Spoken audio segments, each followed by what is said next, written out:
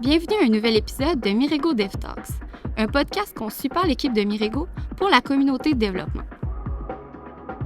Dans chaque épisode, nos invités discutent d'une expertise, d'une technologie ou d'un enjeu lié au développement de produits numériques en compagnie de Rémi Prévost, directeur développement logiciel chez Mirego. Cette semaine à Mirego Dev Talks, on parle d'automatisation, mais spécifiquement dans un contexte de développement d'applications mobiles. On passe à travers les différentes époques de Mirego où on est parti d'une absence complète d'automatisation, il y a plus d'une décennie, à une présence très forte d'automatisation dans toutes les phases de dev de nos applications mobiles. J'ai eu la chance de discuter avec deux développeurs mobiles qui ont un profil assez différent, Guillaume Bourassa qui est chez Mirego depuis 2012 et Vincent Nikopolski depuis 2020. Ça a donc vraiment été intéressant de voir comment leurs perspectives étaient alignées avec la même vision malgré cette différence d'expérience. Je vous souhaite donc une bonne écoute. Chez Mirego, on accorde une grande importance au craft, à comment on développe nos applications mobiles. On le fait depuis plus d'une décennie, puis on est rendu pas mal bon là-dedans. Depuis quand même très longtemps, on a mis en place des éléments d'automatisation dans notre processus de développement, d'intégration puis de déploiement pour nous aider à être le plus efficace en tant qu'équipe de dev et ultimement bâtir des produits numériques mobiles de la plus haute qualité. Donc, j'ai avec moi deux devs de chez Mirego avec qui on va discuter de ces éléments d'automatisation. Vincent Nikopolski, les développeurs, et Guillaume Bourassa, développeur spécialiste Android. Bonjour messieurs. Salut. Salut. Donc, si on parle d'automatisation vraiment spécifique au domaine du développement mobile, c'est quoi un peu notre historique? Guillaume, ça fait quand même un petit bout que tu es chez Mirego. C'est de où on part en termes d'automatisation? Ben, on part de loin, je te dirais. L'automatisation dans le mobile, le nerf de la guerre, c'est de réussir de façon efficace à distribuer notre app, finalement. C'est surtout ça qu'on veut automatiser en général. Comment est-ce qu'on fait pour prendre le code qu'on développe puis en faire quelque chose qu'on peut donner aux clients, aux QA, etc., etc. Puis ça, dans les débuts de Mirego, c'était fait à bras, tout le temps à bras. Il y a un développeur qui voulait distribuer de quoi, il le faisait sur son poste, puis il générait l'app, puis il l'envoyait à quelqu'un. Fait que, on est parti de là, tout se faisait manuellement, parce qu'on n'avait pas figuré encore comment le faire automatiquement. Ben, puis en fait aussi, ce côté small scale, j'imagine, à un moment donné, il y a une ligne de ça vaut pas tant la peine d'automatiser. C'est pas la première fois que tu fais quand tu pars une business de développement. OK, automatisons tout en partant, mais non, l'effort n'est peut-être pas là qu'il faut mettre là. Exact. Puis en fait, ce qu'on a réalisé rapidement aussi, c'est que c'est les apps iOS qui étaient le plus gros problème d'automatisation là-dedans, parce que builder une app iOS, c'est compliqué. Il faut que ce soit fait sur un Mac, il faut que ce soit fait avec Xcode. Fait que rapidement, j'imagine qu'on s'est rendu compte que c'était quand même compliqué d'essayer d'automatiser ça, puis c'était juste bien plus simple de le faire dans Xcode directement sur les postes des développeurs, finalement. Mais ça devait venir avec des avantages, genre le côté constance entre ton MacBook à toi, mon MacBook à moi. OK, je build mes settings, c'est l'affaire, ça doit être un peu le chaos à un moment donné. Effectivement, avoir des builds reproducibles, qui se reproduisent facilement, c'est quand même important en développement logiciel en général. Puis on n'avait pas du tout ça parce que les développeurs, justement, compilaient et packageaient les apps dans leur propre environnement et avec une version du code qui n'était pas nécessairement définie tout le temps. Puis bref, effectivement, ça faisait de la variance dans nos apps, puis ça rendait difficile de refaire des builds, des apps avec des vieilles, avec du vieux code, mettons, disant hey, j'aimerais ça builder une plus vieille version de l'app. C'était plus difficile de le faire dans ce contexte-là aussi parce que on n'avait pas de suivi sur rien. Donc, tout était un peu plus aléatoire et organique. J'aime ça, organique. Puis là, finalement, maintenant, le côté organique, ça fait son temps. L'équipe de dev grandit, puis tout. Ben là, on veut se doter d'outils qui servent à ça. Puis c'est là qu'on est allé vers Jenkins. Vers Jenkins, effectivement. Donc, pendant longtemps, Jenkins a été notre solution pour générer nos binaires de nos apps, de pouvoir les faire indépendamment des environnements des développeurs et de façon reproductible, justement, et fiable et constante. Donc, on a mis en place Jenkins sur des Mac. Donc, encore, on avait la contrainte encore de devoir builder, contrairement au développement web, ça peut être fait un peu n'importe où. Comme je l'avais dit tantôt, pour compiler une app iOS, ça prend absolument un Mac. Ça prend le hardware d'un Mac. Ah oui, OK, c'est effectivement. Donc, on s'est setupé des Mac mini dès le départ, j'imagine. Ou des MacBooks, je ne sais plus trop. En fait, c'est des MacBooks stackés dans un rack. Puis il a quand même fallu faire un genre de setup custom parce que ça aussi, je pense que tu n'es pas la personne qui l'a fait, mais c'était un peu organique aussi, puis c'était beaucoup, on va essayer de se débrouiller pour faire, OK, on développait, j'imagine, plusieurs applications en même temps, là, des versions d'Xcode différentes, des versions du tooling différent, puis tout, ça devient à mener rapidement un bain à avoir à maintenir ce setup-là de nous-mêmes.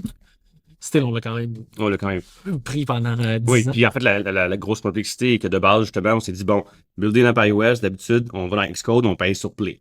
Comment on fait pour rendre ce processus automatique-là sans que Xcode et le Python Play soient impliqués finalement? Donc, puis le tooling de ta Apple n'était pas tant bien fait pour s'exécuter de façon séparée de Xcode et du UI de Xcode. Mais c'est ça qui me fascinait un peu, le fait que dans des processus web, Android, je sais pas, ça reste un peu comme des formations Linux, un peu aussi de systèmes un peu plus ouverts. J'ai l'impression que tout ce qui est command line, puis justement qui s'automatise, qui s'extrait dans des scripts, on dirait que c'était plus naturel versus iOS.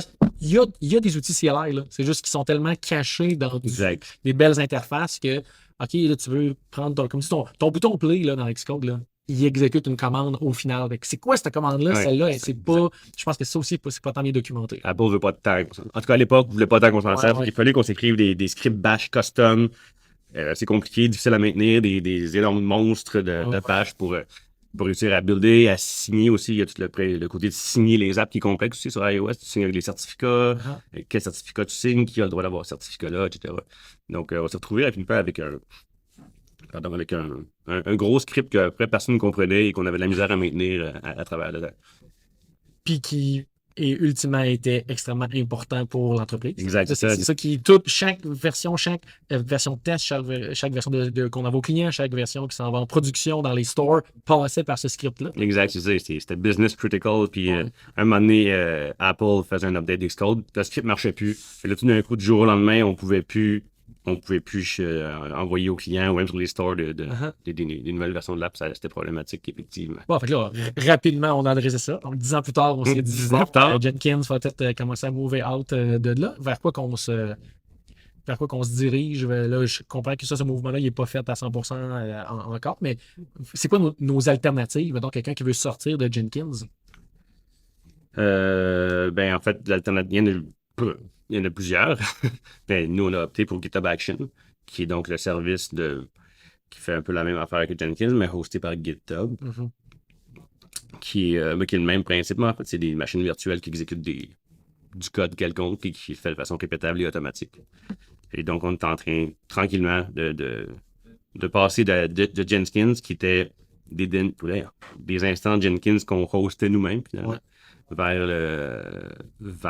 GitHub Action, qui eux autres le host eux-mêmes, ce qui nous enlève beaucoup de travail, en fait, de maintenance de ces machines-là. Et ils offrent aussi, justement, des runners macOS, ce qui est toujours notre contrainte qu'on a besoin. Ce qui n'est pas le cas de tous les services du genre. Là. Puis tout ce qui est script de build, justement, là, on parle d'un méga script bash qui fait tout. Là, on est allé vers d'autres outils pour remplacer ça aussi. Oui, exact. Le script. En fait, le script n'est pas tant corrélé avec Jenkins, mais on aurait pu prendre ce même script-là sur GitHub Action. Mais rapidement, on voulait trouver autre chose. Un jour, en fait, avant même de passer à GitHub Action, on a commencé à plus utiliser le script, puis à utiliser Fastlane, qui est un outil de build, finalement, qui vient wrapper, en fait, il fait ce que le script faisait, mais de façon par la communauté et mieux maintenue, en fait. Il y a des gens qui se sont dit, bon, OK, là, tout le monde a son petit script bash, pas trop maintenant, chacun de son côté, on va bâtir. Ça, c'est pas approuvé. Ça n'a pas été fait par Apple. Ça n'a pas été fait. Ça, c'est Android et iOS. Ça fait les deux. Exact. Fastlane peut builder n'importe quoi, donc ça rajoute un niveau d'abstraction de nos deux plateformes qu'on peut builder de façon équivalente, que ce soit iOS ou Android, on passer par Fastlane dans les deux cas. OK. Puis, mettons que je prends un petit step back, Vincent, si tu as quelqu'un qui commence à faire du développement mobile, quelqu'un qui tombe dans plein de projets, parfait, il faut que je maintienne un peu plein de ces projets-là, comme dans notre équipe d'évolution chez Mirigo, c'est quoi comment tu vois ça en arrivant là-dedans dans ces systèmes-là? Est-ce que ça a l'air extrêmement complexe? Est-ce que tu dis, au moins, non, je lance un script et tout est fait pour moi? Eh bien, j'ai envie de dire que ça dépend des projets. Justement, j'ai eu l'occasion d'avoir touché à plein de projets. Donc, j'ai eu des projets qui utilisaient Jenkins et d'autres qui utilisent GitHub Action. Fait que, de mon point de vue, je trouve que Jenkins a quand même pas mal de de flexibilité. On peut faire quand même pas mal de choses en soi, mais c'est très difficile à maintenir, comme on vient d'en parler. Je trouve que derrière ça, justement, ça commence l'interface aussi de Jenkins commence à se faire un peu vieille. Puis aussi le côté intégration, comme on utilise en fait GitHub comme notre plateforme de développement sur tout ce qui est justement versioning, ça faisait du sens qu'on aille vers GitHub Action pour qu'il y ait une intégration la plus complète et qu'on n'ait pas besoin à changer d'interface pour le côté CI. Et je trouve que effectivement, c'est beaucoup plus simple à manipuler GitHub Action, à maintenir. Il y a une documentation qui est très complète. Il y a aussi une forte communauté là-dessus qui a commencé depuis un bon moment, je pense. Je ne sais plus exactement combien de temps, mais on a plein d'outils maintenant qu'on utilise de la part de la communauté. Et le fait qu'on puisse aussi facilement réutiliser des choses qu'on ait exploitées sur Jenkins, par exemple comme Fastlane, qu'on puisse le réutiliser sur GitHub Action. On peut effectuer des transitions qui sont pas trop longue, pas trop complexe. Après, j'ai envie de dire aussi, ça dépend des projets. Certains projets sont relativement complexes, plus complexes que d'autres, mais en règle générale, je trouve que quand même, il y a une facilité de transition pour le CI sur GitHub Action. Parce que finalement, ce que tu fais, c'est tu sais, le concept, la migration, puis Guillaume, tu en as fait quelques-uns, là, mais tu sais, ultimement, c'est je roule quelque chose sur une machine macOS et je roule quelque chose sur une autre machine macOS. Il y a peut-être des contraintes qui existent dans un puis dans l'autre, mais ultimement, c'est pas OK, là, il faut tout migrer à Windows ou à Linux. Non, exact, ça, c'est la même affaire au final. OK. Mais c'est intéressant aussi parce que tu mentionnais que l'interface de Jenkins était bien, mais était limitée. À une époque, quand on utilisait Jenkins, on configurait Jenkins en utilisant l'interface web de Jenkins. Donc, on allait configurer nos trucs en cliquant sur des pitons sur Jenkins. Et ça rendrait nos tâches n'étaient comme pas tant standardisées. Et il n'y avait pas d'imputabilité sur qui allait les modifier. En tout cas, il y avait plein de problèmes. On n'avait pas d'historique de qui modifier les tâches. Donc, à un moment donné, on a fini par dire ça marche pas. Vu que, avant même de passer à GitHub Action, on a passé au Jenkins DSL. C'est vrai que j'avais oublié cette partie dans la timeline. Maintenant, on s'est mis à automatiser la maintenance de Jenkins, la configuration en fait, de Jenkins, parce que ça devenait le chaos encore. Configuration as code, il y a un terme pour ça. Infrastructure as code. Infrastructure as code, c'est ça, exact. Jenkins se roulait une job, s'updatait tous ces autres jobs. Donc, la configuration des jobs Jenkins était dans nos projets, ils étaient committés là, donc on pouvait les modifier, il fallait faire des pull requests dessus, on avait l'historique de qui les changeait. Donc, déjà, ça, c'est un premier bon step vers avoir un processus un peu plus mieux défini. C'est intéressant, c'est de l'infrastructure as code avant même que ça devienne tant un buzzword. En fait, même avant même que nous, chez Mirigo, on se mette à utiliser ça pour nos projets clients. OK, l'infrastructure qu'on va déployer, elle va être du code. Cette notion-là existait chez Mirigo. Exact. Et dans GitHub Action, ça marche encore comme ça. C'est des fichiers de configuration dans nos projets qui configurent les jobs GitHub Action, ce qui nous permet encore une fois de mieux les gérer. Effectivement, c'est vrai. Puis le point tellement bien ça aussi est bon là, par rapport à l'intégration avec toute notre autre. Tu sais, là, on a parlé beaucoup d'automatisation par rapport à builder des projets mobiles, c'est genre à packager des applications, mais tout le côté intégration continue, rouler les tests, linting, formatting, ça a encore du sens dans les projets mobiles, right? Absolument. Tout à fait. Mais ça aussi, c'est venu par après. Au début, comme tu dis, tout ce qu'on faisait avec ces outils-là, c'était générer des versions de l'app qu'on pouvait distribuer aux clients. Mais au fil du temps, on a rajouté justement d'autres concepts d'intégration continue, des trucs qui roulaient les tests automatiquement, qui limitaient notre code pour être sûr que notre code restait en permanence buildable sur toutes les plateformes et avec du code de qualité. Ce qui était plus dur de s'assurer avant, en fait, quand on n'avait pas ces outils-là. Mais ça fait plus qu'une dizaine d'années que je suis chez Mirigo, puis je l'ai vraiment vu l'évolution dans le mobile, là, beaucoup là, de OK, la branche principale qui m'a mené à build plus. Puis là, bon, c'est qui a fait le dernier commit, qui build pas? Tu sais, c'est fou que maintenant, aujourd'hui, il n'y a plus ça. C'est des problèmes qu'on a complètement tassés parce que l'automatisation nous enlève ces petites épines-là dans le pied que, OK, quand je clone mon projet, quand je veux commencer ma feature, les tests passent, tout roule, tout est beau, je n'aurai pas de problème, je peux me concentrer à être productif sur ce que je veux faire et non fixer ce qui ne marche plus dans le projet. Oui, et puis le côté qualité là, qu'on essaye d'appliquer, c'est aussi d'assurer qu'au moins la branche principale soit exempte de, de code qui fait crasher l'application, qui donc peut être détecté au travers des tests. Donc par exemple, on met en place sur certains projets justement, on lance en fait des tests sur une branche qu'on est sur le point de merger sur la branche principale. Puis si jamais c'est pas bon, en fait on a une notification et on peut corriger les tests, puis après relancer les tests automatiquement, puis ça sera mergé sur la branche principale. Donc ça permet d'avoir vraiment aussi d'assurer en fait une qualité au moins sur la branche principale, notre code fonctionne, puis on peut être beaucoup plus réactif aussi grâce à ça. On peut répondre plus rapidement grâce en fait à ce système-là, parce qu'on reçoit facilement les notifications sur notre système sur Slack ou sur GitHub directement sur une notification. Donc c'est quand même bien pratique pour ça. Mais le problème qu'on a encore, par contre, aujourd'hui, si on compare avec, pardon, excusez-moi, avec le pendant web de tout ça, c'est que builder, compiler, c'est long. Et là, encore une fois, je le mets encore à iOS, qui est toujours notre épine dans le pied. Qui est dans le meilleur des mondes, on voudrait justement de façon continue tout le temps, le plus souvent possible, compiler le code iOS pour s'assurer qu'on rajoute pas de régression. Mais compiler du code iOS, c'est de loin ce qui prend le plus de temps dans tous nos processus de compilation. Et il y a des fois où il faut volontairement prendre la décision ce cas-ci, on va pas rouler la compilation du code iOS parce que c'est trop long, c'est trop demandant sur nos runners sur GitHub Action, pour plein de raisons de temps et d'argent. Des fois, on coupe les coins ronds sur iOS parce que c'est long. Mais on coupe les coins ronds en termes d'extra, mettons. Puis mettons, dans la branche principale, là, on va s'assurer qu'à toutes les merges ou à toutes les. Il y a un moyen comme de moduler ça, mais à toutes les heures, à toutes les 2 heures. Maximum une fois par temps de temps, il y a une build qui est pour être sûr qu'on est averti. C'est pas, on tourne les coins ronds, on le fait pas dans le projet, on le fait moins souvent parce que ça vaut pas la peine. Générer des builds demande la priorité de tout ça quand même. Oui, c'est ça. Où est-ce qu'on coupe les coins ronds, c'est plus dans la vérification en avance de phase, en fait, pour valider que le code est bon avant même qu'il soit rendu dans le master. Ça, c'est plus difficile. Tu sais, au truc qu'on a parlé, là, on pourrait lâcher Jenkins, là, mais un truc que moi je trouve vraiment intéressant dans utiliser GitHub Actions versus Jenkins. Jenkins, c'est tout le côté, pas maintenance, mais séparation d'environnement. Maintenant, on s'est bien voir de Jenkins, qui est plein de versions d'Xcode différentes. À un moment donné, il y a une époque, dans je ne sais pas quel mois de l'année, à l'automne, que là, on a des projets qui roulent avec Xcode N, puis l'autre avec Xcode N-1, puis on n'a pas le choix tant que ça de continuer de même.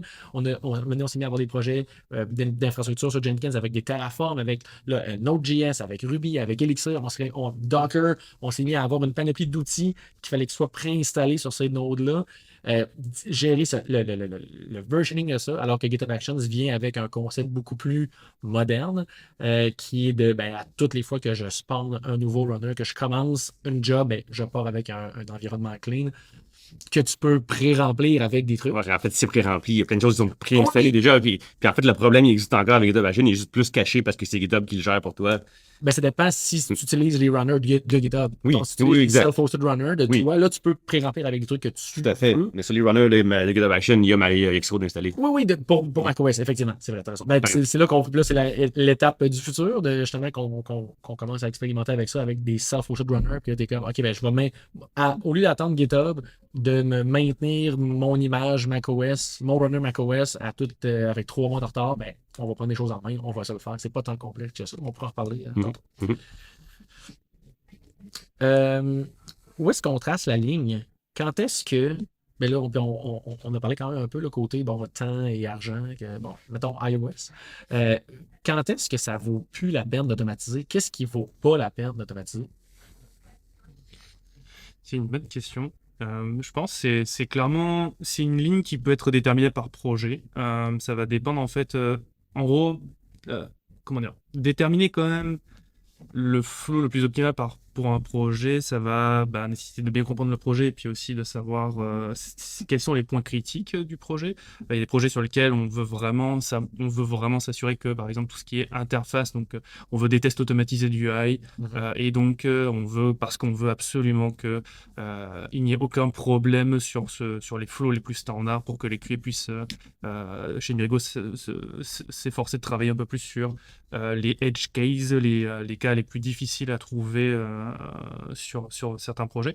Il y en a d'autres où donc on se permet d'aller là, et sur d'autres projets on se dit non, ça vaut vraiment pas le coup parce que le projet est trop petit, donc on va pas prendre autant de temps à implémenter ce workflow là.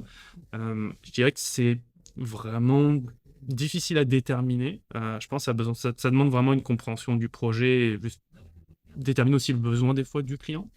Ça, c'est mon point de vue. Ça. Parce qu'en fait, automatiser, c'est le fun, puis on aime tous ça en tant que dev d'automatiser le plus possible d'affaires. Puis ça a toujours l'air d'avoir du sens d'un prime abord, mais effectivement, comme tu dis, cette automatisation-là vient avec un coût de maintenance dans le temps.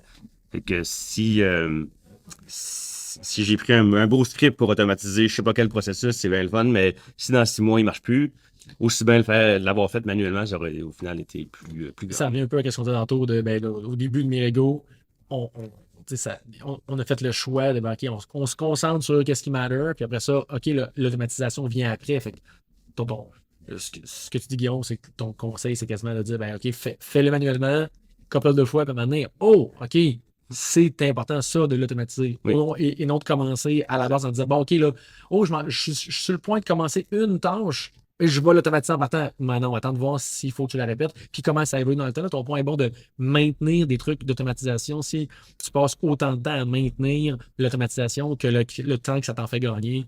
Si à toutes les fois qu'on a une build qui roule les tests unitaires, puis à chaque fois, il faut tweaker le script parce que le script et les tests sont pas reliable. Tant qu'à faire roule la main à chaque fois puis fixe-le, c'est pas. Tu gagnes rien. Mais on a l'avantage chez Mirigo, vu qu'on a beaucoup de projets qui roulent en parallèle, c'est qu'on a un knowledge commun de masse qui augmente avec le temps. C'est qu'à un moment donné, il y a un projet qui dit moi, je vais automatiser telle partie, puis que là, il tape la trail, comme on dit dans le jargon. Puis une fois qu'il l'a fait puis qu'il a trouvé la bonne recette, là, les autres projets peuvent s'en inspirer puis augmenter leur niveau d'automatisation de plus en plus, en fait, en s'inspirant de ce qu'on fait des autres équipes. Oui, tu as raison, c'est un bon point qu'on fait beaucoup. C'est pas à tout le monde de le faire chacun pour soi. S'il y a quelqu'un qui a l'idée, puis ça se propage vraiment facilement. Exact, ça réduit pas mal les coûts. Si quelqu'un l'a déjà fait pour toi, puis tu sais que la recette a marche, tu peux le brancher. Puis, Mais c'est là qu'est la bonne philosophie de vouloir faire des trucs qui sont réutilisables dans Mirigo. De dire, à toutes les fois qu'on vend un projet, on s'appuie sur des bases solides, puis ça fait que ça, les trucs réutilisables sont réutilisables pour vrai. Donc, moi, mon setup est un peu différent parce que j'ai décidé de faire telle affaire. Là, ce que j'ai développé pour tout le reste de la business, tu pourras pas l'utiliser. Exact. Puis il est défini quelque part dans du code aussi. C'est pas juste genre, tu vas dans l'UI, il tape sur tel piton, tel piton, tel piton. On va voir Guillaume, il va te le setuper dans ton projet. Donc, il y a une pull request dans un repo de documentation. Mais c'est ça. Mais aussi, chez Mirigo, on s'efforce de cette expérience. On essaie de aussi la centraliser. On a justement des repos où on met de la documentation pour que tout le monde puisse y accéder et qu'aussi même les nouvelles personnes, les nouveaux devs qui rentrent puissent apprendre en fait que ces outils-là existent. Donc ça, c'est quand même, je trouve, un bon point. Il y a aussi un autre point que j'aurais bien aimé discuter, c'est le fait qu'on a un peu en fait survolé, mais c'est le côté limitation des ressources. Parce qu'en gros, Jenkins, en fait, le fait je reparle un peu de Jenkins vite fait, mais on hostait en fait nos Jenkins, nos nodes en fait chez nous sur nos Mac, etc. Et donc ce qui faisait que on n'avait pas de limite en dehors juste des performances, mais avec GitHub Action, le fait qu'on le fasse rouler sur les serveurs de GitHub, on a quand même des limites. Même si on essaye de le faire justement chez nous, là, on a quand même des limites assez impressionnantes. Je m'en étais pas rappelé, mais il y a quand même une limite je crois, pour le plan Enterprise, on a 50 jobs de macOS maximum qu'on peut faire tourner, de ce que j'ai vu. Puis c'est quand même c'est beaucoup, mais on a quand même beaucoup de projets iOS qui peuvent des fois tourner plein de builds concurrentiels. Ce qui fait que c'est quand même limité à comparer avec les autres types de jobs, genre Windows et Linux, où c'est genre jusqu'à 180.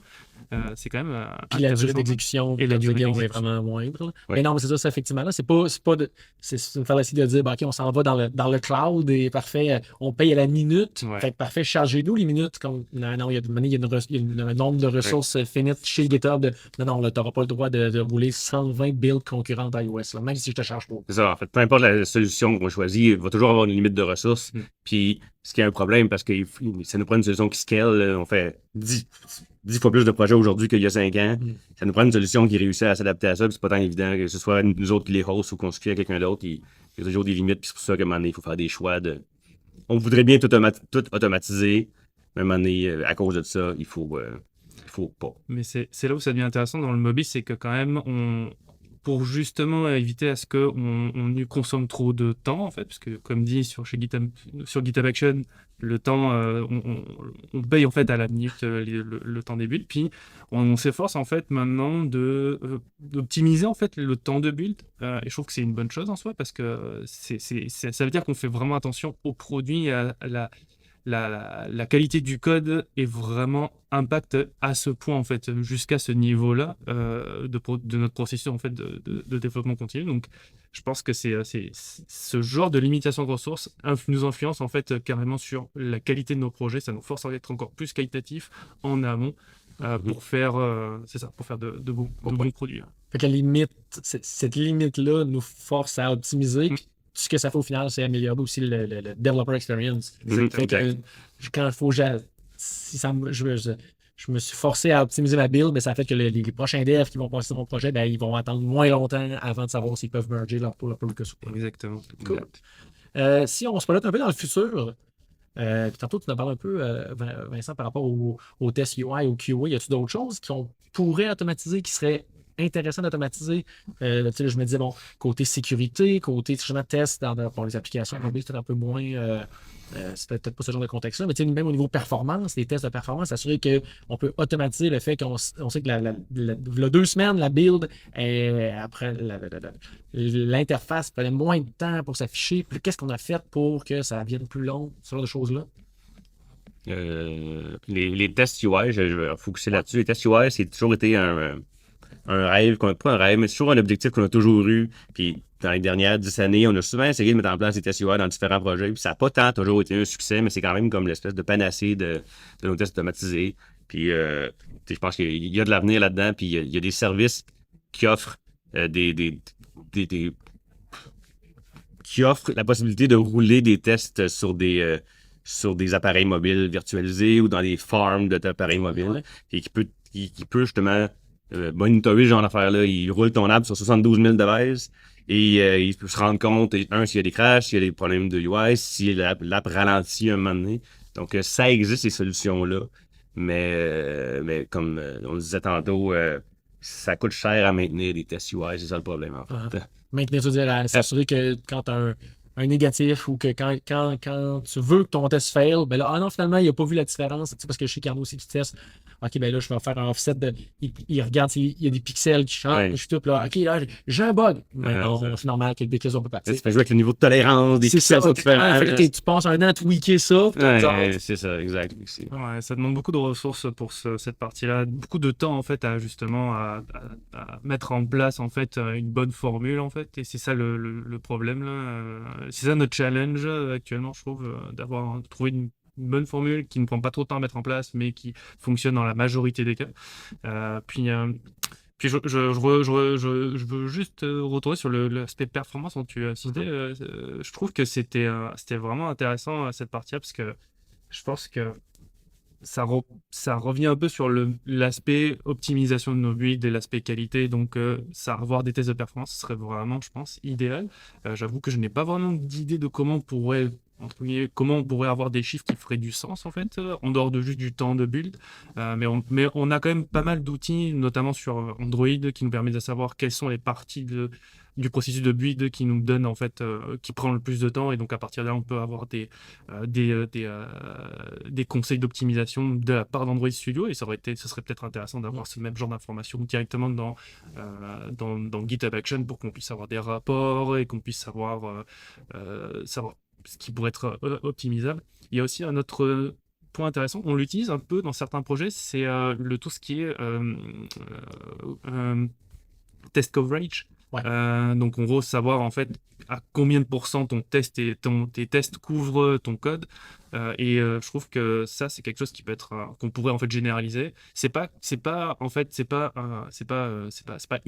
la solution, mais je pense c'est un outil qu'on pourrait ajouter en fait chez Mirigo en plus tous les projets mobiles pour qu'on puisse avoir un autre indicateur en plus de OK, on attend en termes de quantité de tests, on peut en avoir beaucoup de tests sur certains projets, et des fois en fait on peut couvrir que seulement un certain pourcentage qui est pas assez en fait. Je pense que c'est important de savoir que OK, nos tests couvrent beaucoup ou la majorité de notre code pour qu'on puisse être sûr en fait, être serein quand on développe que OK, si on ajoute de quoi, on sait qu'on va juste avoir besoin d'ajouter des tests pour ce code là et pas pour le reste. Il faut faire attention avec cette métrique-là parce que ça peut jouer des tours. Là, du code qui a été couvert par un test ne veut pas dire qu'il est bien testé. Oui. Il faut faire attention aussi que ça ne fait pas que les devs écrivent des tests juste pour couvrir du code. Là. Le test coverage, c'est intéressant, mais il faut faire attention de ne pas trop se fier là-dessus parce que ça ne donne pas nécessairement une vision juste de la qualité de tes tests. C'est ça, faut pas trop se fier, mais faut pas l'ignorer. L'ignorer, ça peut donner un bon indicateur, mais c'est pas justement ça. Ça, c'est pas la panacée de parfait, ça va tout régler nos problèmes. Comme les TCY. Les TCY, parfait, ça réglerait une coupe d'affaires. Ouais, Côté parfait, c'est ça, exact. c'est tough à atteindre. Donc, en terminant, j'aimerais connaître votre perspective par rapport au futur de l'automatisation en développement mobile chez Mirego. Vincent, d'abord, en tant que dev un peu plus nouveau, puis Guillaume, en tant que dev un peu moins nouveau. Oui, de mon point de vue, je trouve que Mirego a quand même mis en place pas mal de choses avec Jenkins. En fait, on a acquis justement une expérience avec Jenkins qu'on peut réutiliser en fait sur GitHub Action. Il y a cette flexibilité en fait d'apprendre les deux puisque Mirego n'a pas entièrement migré sur GitHub Action, donc on a encore pas mal de projets sur Jenkins, et GitHub Action a quand même plein de potentiel, fait que je pense que c'est quand même je pense qu'on va pouvoir aller vers une belle contrée entre guillemets de maintenance, de facilité de maintenance. On aura d'autres challenges qui vont s'en venir, mais ça va être intéressant. Je pense qu'on va avancer avec une belle vision avec tout ça. Fait, côté perspective, c'est ce qu'on a appris. On est fort d'une grande expérience avec Jenkins. Puis là, on tombe dans GitHub Action. OK, parfait, là, configuration, ça marche. On dirait qu'il y a plein de pains un peu qui ont été réglés. Puis là, c'est juste tout est à. Le futur est devant nous par rapport à cet outil-là. Exactement. Cool. Guillaume? Moi aussi, je pense que le passage de GitHub Action était un bon milestone qu'on a atteint, qui nous permet de réaliser nos deux objectifs principaux, c'est-à-dire réussir à livrer en continu des builds de nos apps mobiles et de s'assurer en avance de phase que notre code demeure de qualité en permanence. Mais le nerf de la guerre demeure le temps de compilation. Un projet mobile, c'est long à compiler, puis c'est ce qui nous met le plus de bâtons dans les roues en ce moment, je dirais. Et c'est quelque chose qu'il faut pas arrêter d'essayer d'améliorer en continu, de trouver des façons de rendre ça plus rapide. Parce que le jour où est-ce que ça va être très rapide de compiler tout ça, ça va nous permettre encore plus d'aller plus loin, en fait, je pense, dans tout ça. Cool. Merci beaucoup, messieurs. Merci de votre temps. On se dit à la prochaine. Merci. Merci d'avoir été là pour cet épisode de Mirego DevTalks. Vous pouvez en apprendre plus sur Mirego, notre expertise, nos projets et nos postes disponibles en visitant notre site web au mirego.com.